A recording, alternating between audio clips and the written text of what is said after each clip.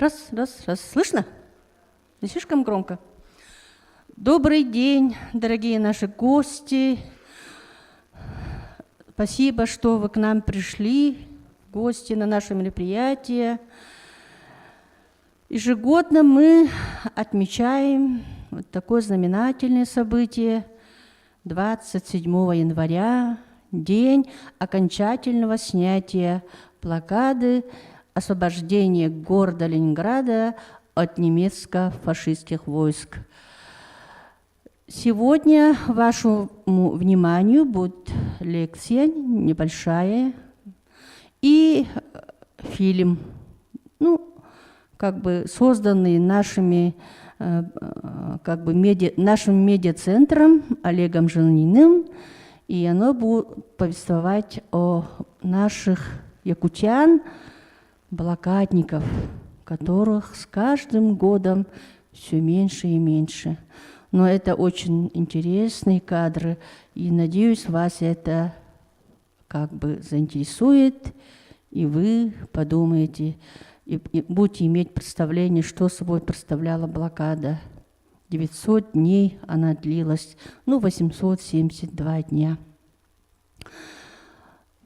Ежегодно у нас в Российской Федерации отмечаем День снятия блокады, и это знаменательное событие, один из самых таких историй, важных историй, дело воспитания, патриотического воспитания, духовного воспитания подрастающего поколения, юного поколения и наших молодых ребят, которые непосредственно работают в области, ФСИН я имею в виду, ребята, которые приехали к нам. Спасибо вам большое, медколледж и Маркинская школа, и общественная организация Валентина Васильевна, волонтеры, которые пригласились и пришли к нам на это наше мероприятие.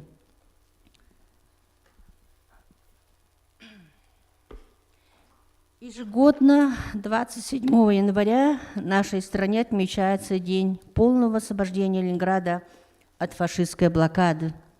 Это 1944 год. Это День воинской славы России, который был установлен в соответствии с федеральным законом о днях воинской славы победных днях России от 13 марта 1995 года. 27 января 1944 года закончилась героическая оборона города на Неве, которая продолжалась на протяжении 872 дней. Немецким войскам так и не удалось вступить в город, сломить сопротивление и дух его защитников. Битва за Ленинград стала одним из важнейших сражений Второй мировой войны и самым продолжительным в годы Великой Отечественной войны. Она стала символом мужества и самоотверженности защитников города. Ни страшный голод, ни холод, ни постоянные артиллерийские обстрелы и бомбардировки не смогли сломить волю защитников и жителей блокадного города. Несмотря на ужасные лишения и испытания, которые выпали на долю этих людей, ленинградцы выстояли, спасли свой город от захватчиков. Беспримерный подвиг жителей и защитников города навсегда остался в российской истории символом отваги, стойкости, величия духа и любви к родине.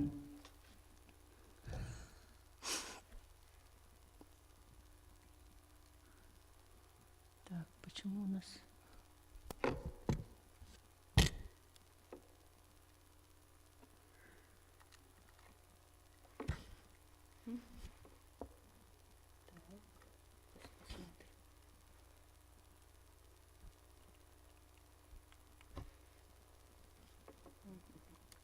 Посмотрим. Так, сейчас, куда она пошла? 27 января отмечается День воинской славы России, День снятия блокады города Ленинграда. Это 1944 год, установленный, как я уже сказала, соответствии с федеральным законом от 13 марта 1995 года о Днях воинской славы в победных днях России. Упорная оборона защитников Ленинграда сковала крупные силы германской армии, а также практически все силы финской армии. Это, несомненно, способствовало победам Красной армии на других участках Советско-германского фронта. При этом, даже находясь в блокаде, предприятия Ленинграда не прекращали свою деятельность. Сейчас я вам покажу.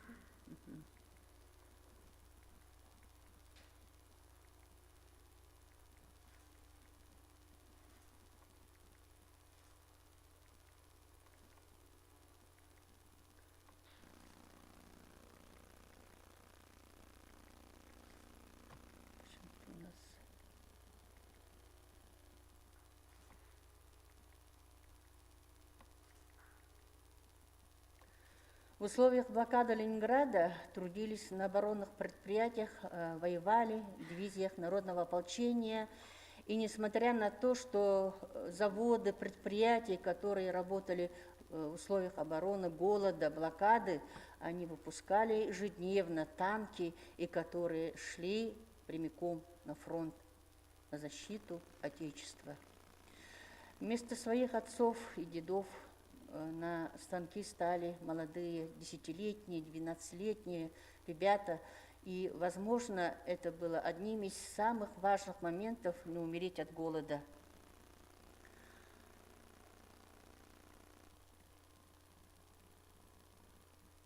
Сейчас покажу вам презентацию.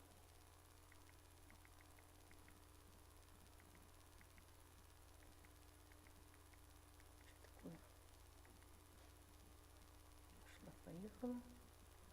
Сейчас найду.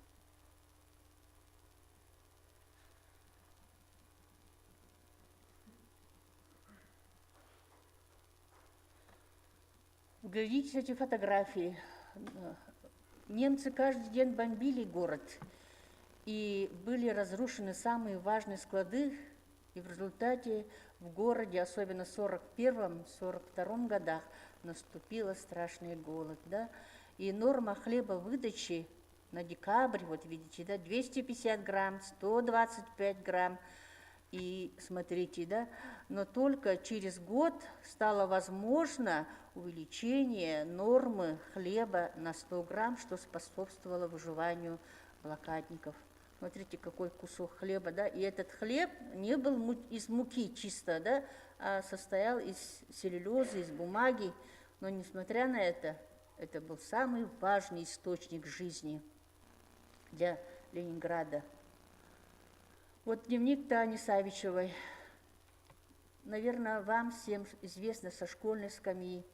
Таня Савичева жила в обыкновенной ленинградской семье, которая ничем не отличалась от других. Да? Когда началась война, затем блокада, на ее глазах погибли дядя, бабушка, мама, брат и сестра. И она вела каждый день дневник. Вот эти записки потом были обнаружены и стали как бы одним из главных важных источников истории блокады. Конечно, когда была снята окончательная блокада Ленинграда, девочку сумели как бы найти, но спасти ее врачам не удалось, она умерла во время поездки в госпиталь.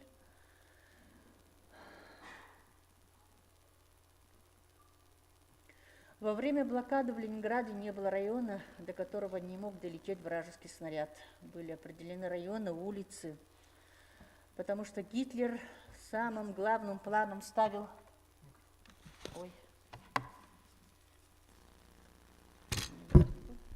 Гитлер самым главным планом ставил уничтожение Ленинграда.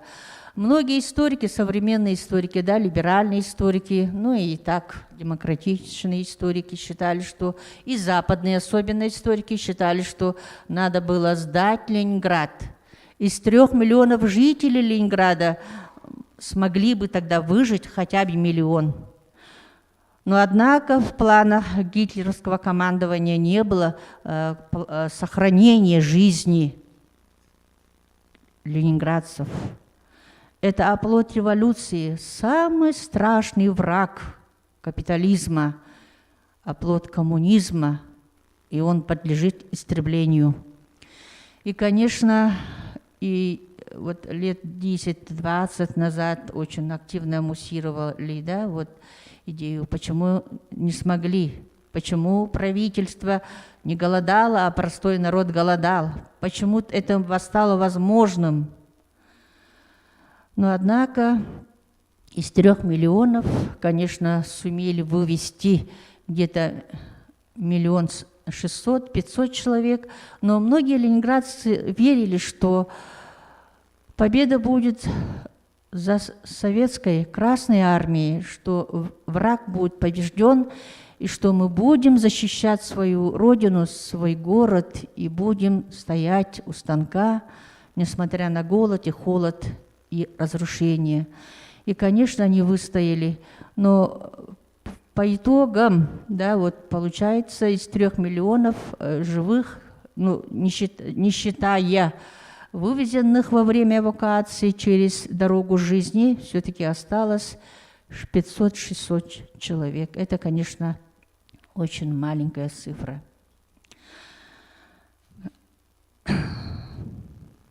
Вот смотрите, вот эти страшные картины, да, фотографии. За время блокады Ленинграда от голода и обстрела погибло не менее 1 миллиона человек, даже больше. И вот смотрите, люди хоронили своих ежедневно, ежечасно. И человек, который жил, выживал в этих страшных условиях, или своими ногами шевеля шел в места, где им выдавали эти куски хлеба, и, возможно, даже он мог не вернуться домой и умирал, вот смотрите, да, на лестнице. И таких было случаев повсеместно. Люди сжигали книги, мебель, деревянные сооружения, потому что все самые жизненно важные ресурсы, водоемы, склады были разбомблены немецкими войсками.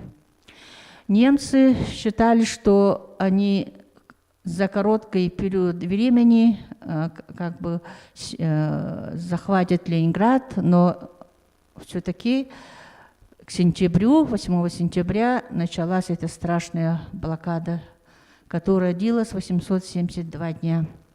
Немцы думали, они смотрели в бинокль и смотрели, что же происходит с этими ленинградцами, как эти русские выживают. Мы же должны их были захватить, мы же за глотку должны были этих коммунистов взять и победить. И потом осталась Москва, и вся Россия будет наша.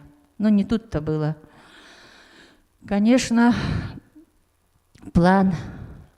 жестокий план гитлеровской Германии не суждено было сбыться. Но страшные картины, которые происходили в период блокады, конечно, люди пили из канала, и еще то, что Балтийское море, которое штормило, не позволяло катерам приблизиться, и постоянные обстрелы гитлеровских артиллерий не позволяли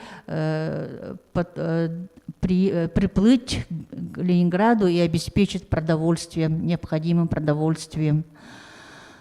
Ядовитое гнездо Петербург, из которого так и бьет ключом яд Балтийское море, должен исчезнуть с лица земли, заявил Гитлер. Смотрите, ядовитое гнездо. 16 сентября 1941 года в беседе с германским послом в Париже, это он говорил, да, город уже блокирован, теперь остается только обстреливать его артиллерией и бомбить, пока водопровод, центры энергии и все необходимые для жизнедеятельности населения не будет уничтожены. Конечно, им это удалось уничтожить все. И, конечно, главные бадаевские склады тоже были уничтожены, горели все склады, припасов не хватало. И, конечно, страшным голодом думали, ленинградцы сдадутся или вымрут все как мухи, как считали гитлеровские приспешники, да. И эта блокада – пример героизма, стойкости народа, который, несмотря на голод, холод, а именно 41-е, 42-е годы были страшные морозы.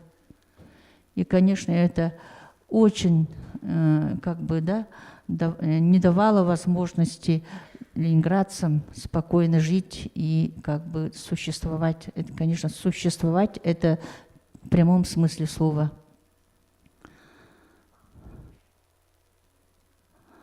Захвату города германское командование придавало важнейшее стратегическое и политическое значение, потому что они считали, что, захватив Ленинград, да, они хотели наскоком захватить Ленинград, и потом уже это с севера, да, окружить Москву, как бы, да, и полностью ликвидировать советское правительство и сопротивление Красной Армии. Вот в планах их это было, да, но им этого не удалось. Конечно, благодаря Георгию Константиновичу Жукову, который в то время, первый 41 год, да, до сентября, он находился на Ленинградском фронте, и ему удалось за короткое время как бы остановить немецкие войска, и как бы получилось это понятие блокада, которая длилась 900 дней. Конечно, бомбардировки, артиллерийские обстрелы, конечно, и они послужили очень такой причиной гибели многих жителей, не только голод и страдания. Блокада города Ленинграда, ныне Санкт-Петербург, в годы Великой Отечественной войны, 41-45 год, на 41-44 год, потому что в 43 году была снята только как бы начальный этап блокады, но не полное, не окончательное снятие блокады, но оно все-таки способствовало как бы помощи, продовольственной помощи и строительству железной дороги, ну так, ветки железной дороги, которая обеспечивала заводы, предприятия оборудованием, сырьем и, главное, продовольствием для обеспечения мирных жителей города.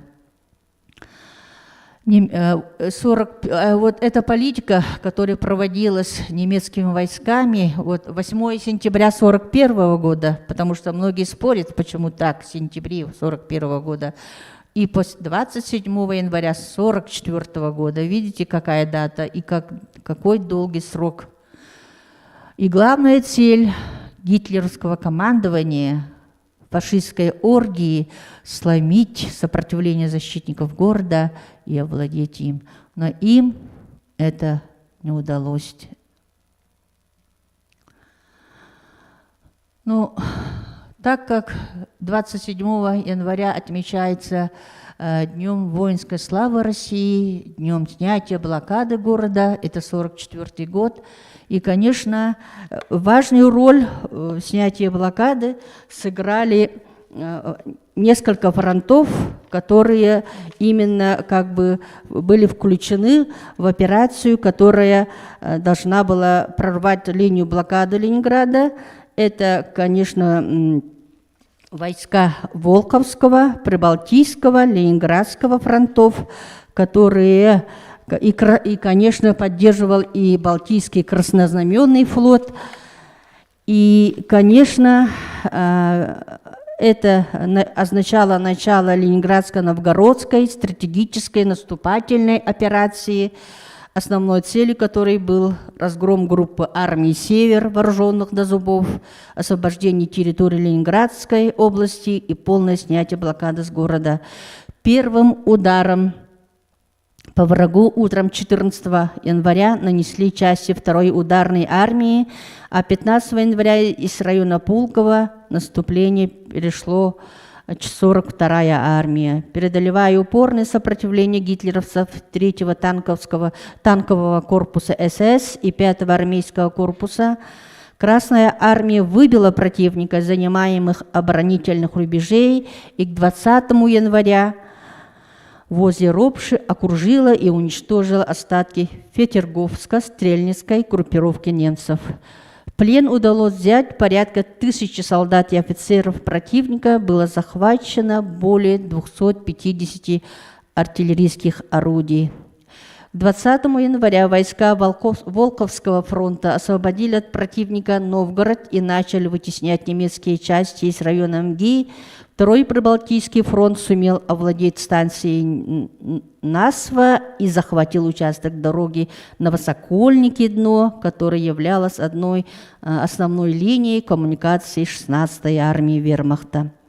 21 января войска Ленинградского фронта начали наступление.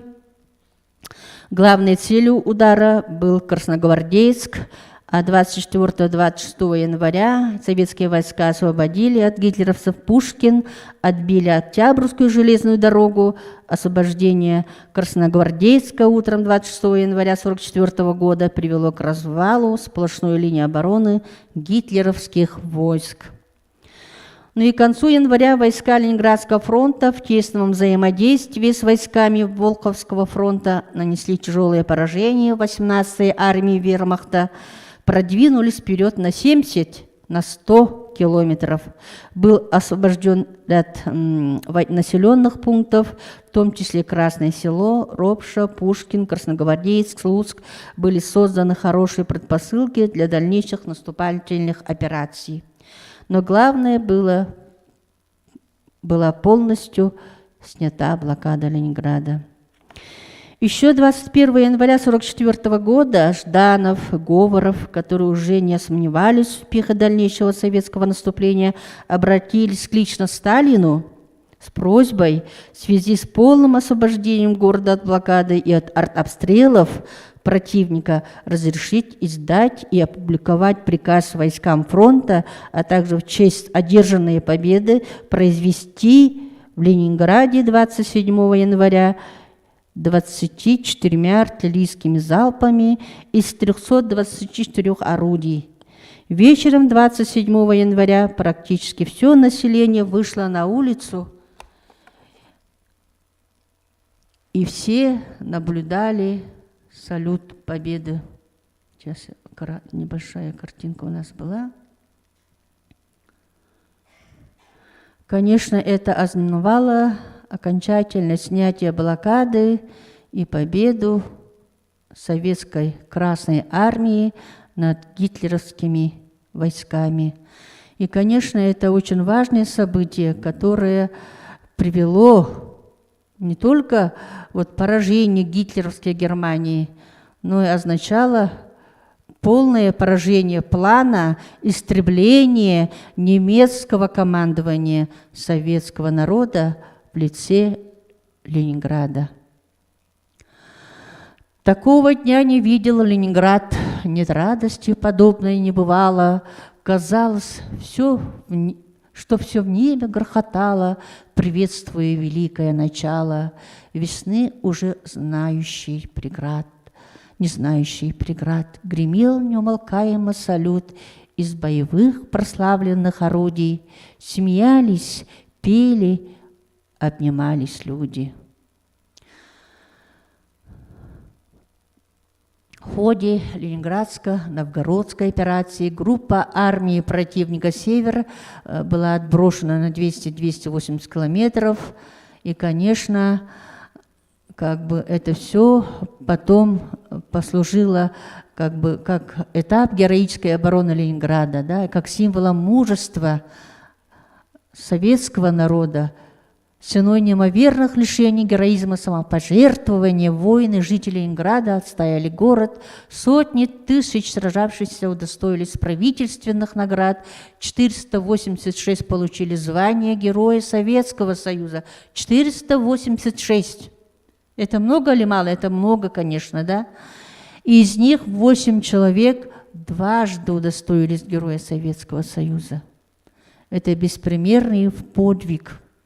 И 22 декабря 1942 года была учреждена медаль за оборону Ленинграда, которой награждено было около 1,5 миллиона человек.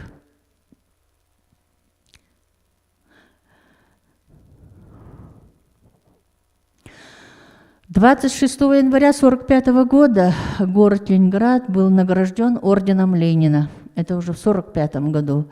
С 1 мая 1945 года Ленинград – город-герой, а с мая 1962 года городу была вручена медаль «Золотая звезда». Это очень важный знак, наверное, знают многие. Ну и Пискаревское мемориальное кладбище, как без этого, да, Пискаревское мемориальное кладбище, самое большое кладбище, жертв Второй мировой войны, 186 братских, на 186 братских могилах покоятся 420 жителей города, погибших от голода, бомбежек, обстрела.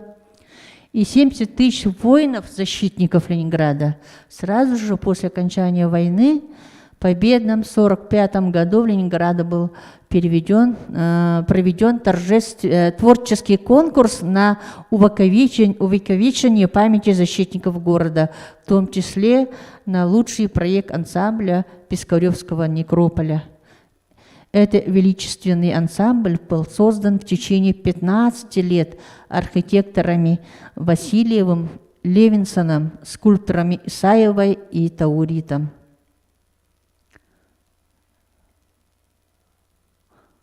Наверное, кто был в Ленинграде, знаете, да, наверное, это место, да? Торжественное открытие мемориала состоялось 9 мая, как раз приуроченный к Дню Победы 60-го года, в годовщину победы над фашистской Германией. В этот день здесь вспыхнуло пламя вечного огня, доставленного с Марсового поля. Пискаревское мемориальное кладбище является всемирно известным общенациональным памятником истории Великой Отечественной войны, музеем подвига ленинградцев, школой воспитания, патриотизма и любви к родине. Ежегодно в памятные даты 27 января, 8 мая, 22 июня и 8 сентября проводится торжественно траурная церемония возложения венков и цветов к подножию монумента Матери Родины. Ну, спасибо за внимание. Сейчас к вашему вниманию будет представлен небольшой фильм, недолго, где-то минут 10-15, который снят нашим медиацентром, а именно Олегом Желниным. И желаю вам приятного просмотра. После фильма желающие могут пойти на экскурсию. Это современная история Якутии, креативная мультимедийная выставка молодого художника Мира Аргуновой и, конечно, федеральный проект «Украина». Хорошо? Те, кто хочет, может подойти и на экскурсию. Бесплатная экскурсия. 59-я армия Волховского фронта прорвала главную полосу обороны противника, полностью сняли блокаду Ленинграда. День 27 января 1944 года навсегда вошел в славную историю города на Неве. В этот день право салютовать от имени Родины столица предоставила Ленинграду. Вся наша необъятная страна слушала раскаты победных артиллерийских залпов с берегов Невы. 27 января в России отмечают день полного снятия блокады Ленинграда. Началась она 8 сентября 1941 года и закончилась 27 января 1944. Полных 872 дня. Мы гуляли на улице в 1941 году в августе месяце и на берегу Невы. И к нам, смотрю, идут какие-то два человека, типа как в зеленой военной форме, откуда мы знали тогда, в зеленой форме. Стали спрашивать, мы испугались и убежали. Прибежали домой, и я матери говорю: мама, а какие это, говорю, чужие люди на берегу Невы нам навстречу попались, мы испугались, убежали. Она в окно посмотрела и говорит: это немцы.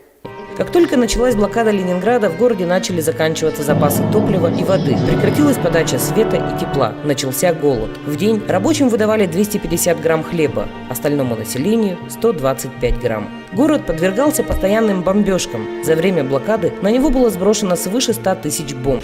Это было что-то страшное.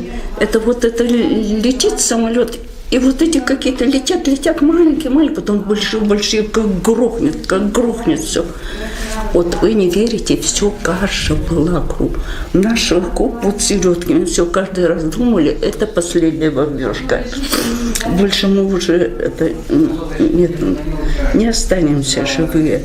И как только начинает бомбежка, мы как бы садимся и как эти, волчата, молимся. Она говорит, мы поэтому и выжили, наверное. Вот сколько было всего этого. У нас у мамы трое было. Этот младший дорогой умер, 6 месяцев было ему. Мы маму спрашиваем, мама, куда нашего Вовочку понесли? Она говорит, на кладбище. А кладбище, как вот на Пискаревке мы были. Может, и он, может, и отец наш там. И не знаем, где он. Бесследно.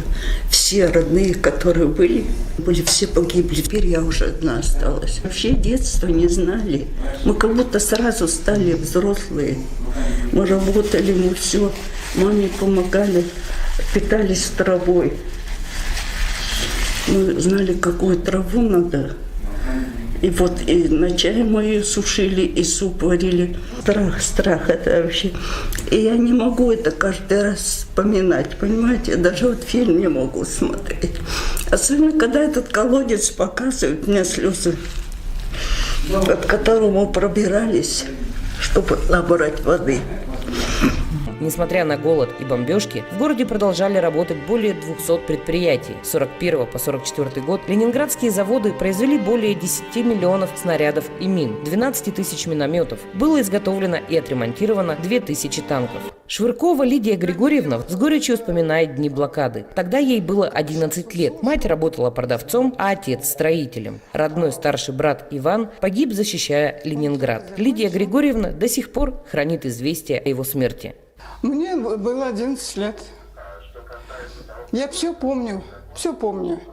И очень трудно поэтому вспоминать. Сейчас, когда фильмы показывают, я выключаю. Почему? Потому что трудно мне смотреть фильмы.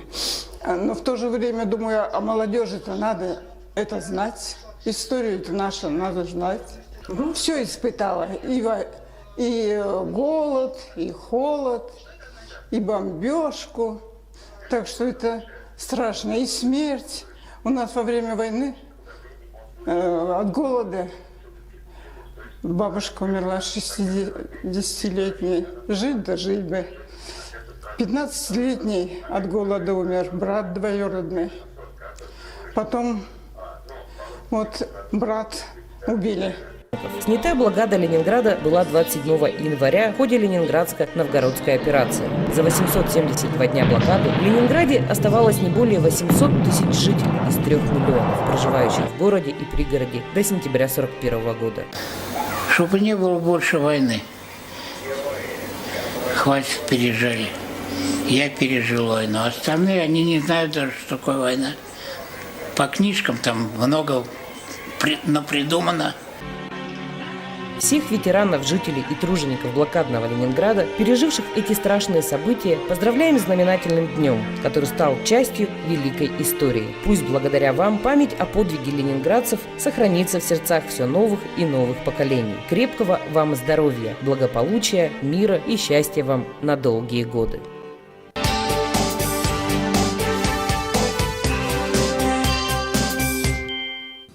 27 января в историческом парке «Россия. Моя история» прошел День памяти, посвященный снятию блокады города Ленинграда.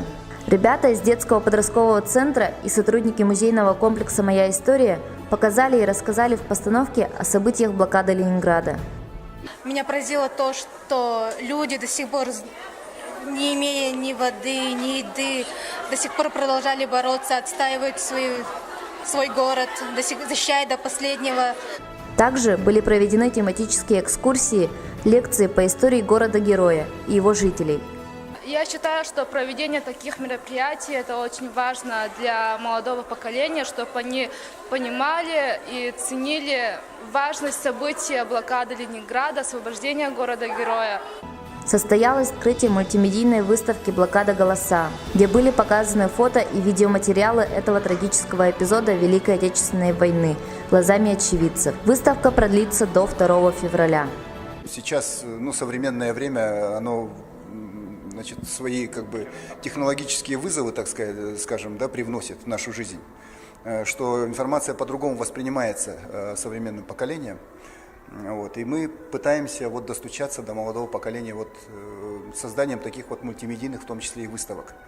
Эта выставка, на которой мы сейчас находимся, выставка «Блокада. Голоса», на основе реальных информации, которые передаются из уст жителей блокадного Ленинграда, которые здесь присутствуют на этих планшетных компьютерах, в сопровождении таких хроникальных фильмов или фотографий того времени, оно дает такое представление, погружение в те дни, тяжелейшие дни блокады, которые длились у нас 872 дня, и что пережили жители, оно дает возможность ощутить и понять.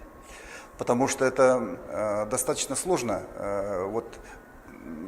как говорится, на бегу, сориентироваться и ощутить всю информацию. Ее надо прожить, ее надо понять, ее надо прочувствовать.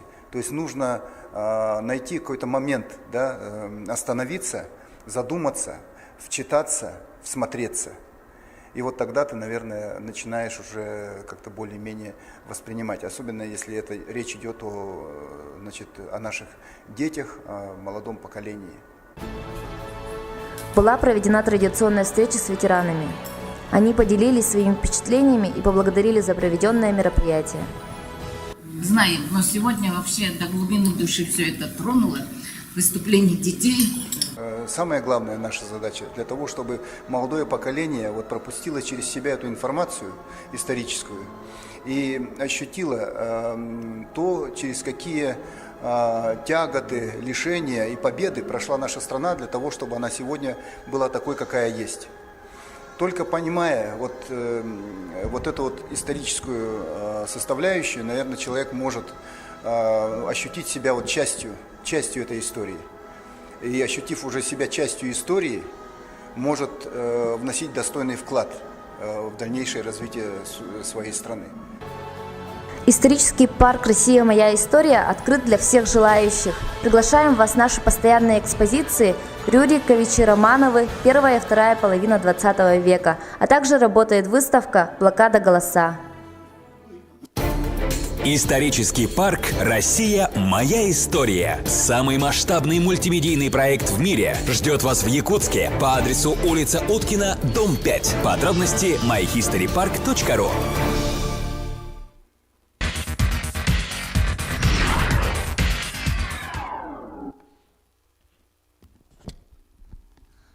На этом наше мероприятие, посвященное 27 января, дню окончательного снятия блокады Ленинграда, считаем завершенным. Спасибо за внимание. Сейчас желающие могут пойти на экскурсии. У нас 3 экскурсовода сегодня, и мы вас приглашаем. Бесплатно. Украина, креативная выставка Мира Аргуновой и современная история Якутии. По выбору. Есть еще у нас выставка «Герои с вечно русским сердцем». Тоже небольшая выставка.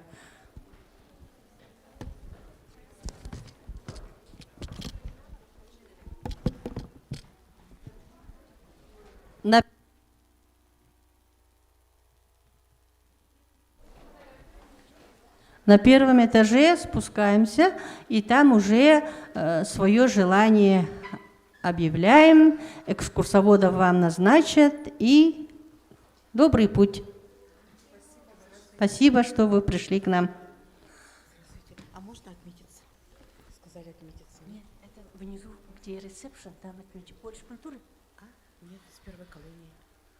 Уфсин? Ага, Хорошо. Пойдемте сесть. Ага. Вот.